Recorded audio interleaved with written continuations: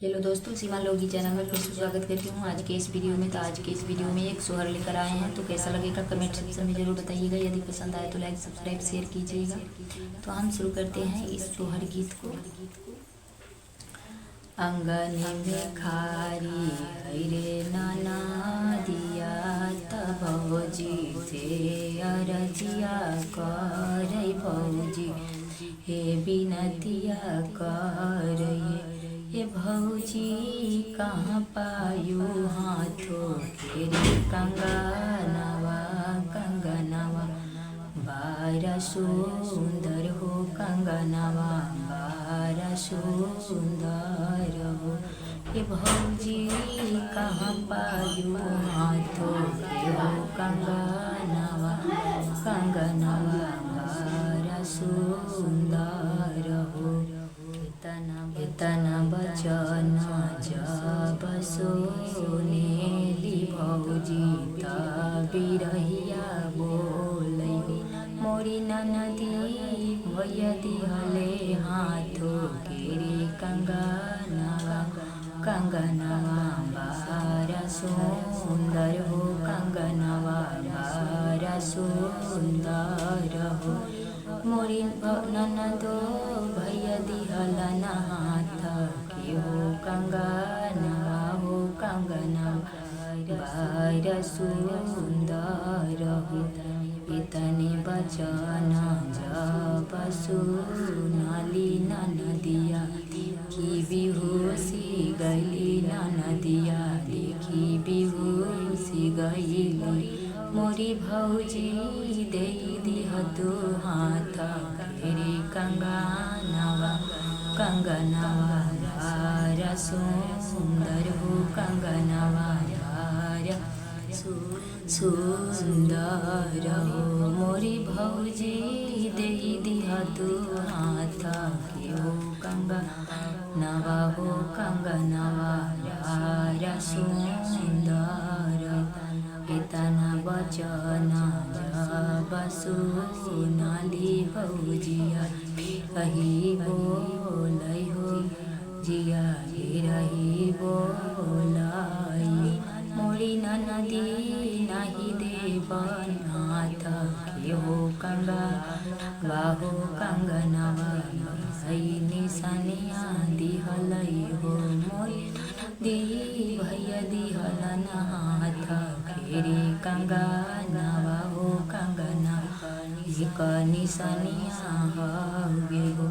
एक आंगन में ढारी हरे ससुरिया तब से हो रजिया कर से हो रजिया कर ये बहुआ दे तू हाथ केरे कंगनवा हो दिया है पहुनवा बारी ननदिया तोरो पहुनवा बारी इतने बचन जब सुनाली भौजी ठगी जबाबा कर हकीकत रहिया बोलै हो मोरी सासू दे दहु अपनी हो गहनवा हो कंगनवा रो भैयावा दिहलन हो मोरी सासू दे दियो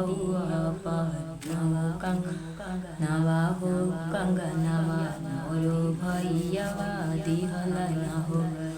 अंगन दुआरी से आवला न पियावा तधना से हो वरजिया करैया रो बिनतिया करैयो मोरी धानी दे दहु अपनी हो कंगनवा हो ननदिया तोरो पहुनवा बारी बहिनिया मोरो पहुनवा बारी।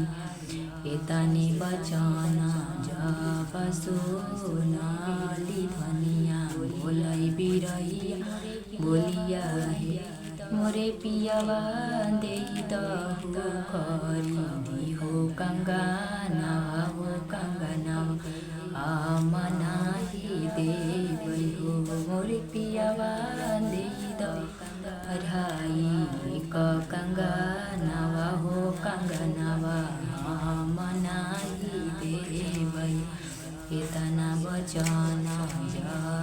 सुनेले पिया बोलिया बिरहिया बोलाई ए बहिनी कैलै दोसरे हो बिया हो कंगना तोहे बधैया दे बहे ए बहिनी कैलै दोसर हो बिया हो कंगना तोहे बधैया दे बहो इतना बचना जब सोनाली धनिया पेटी में से जम की कार है कंगनवा कभी उसी कार है कंगना ए ननदो लेला हो हाथ की हो कंगनवा सौतिनिया जनी बसावहु सौतिनिया जनी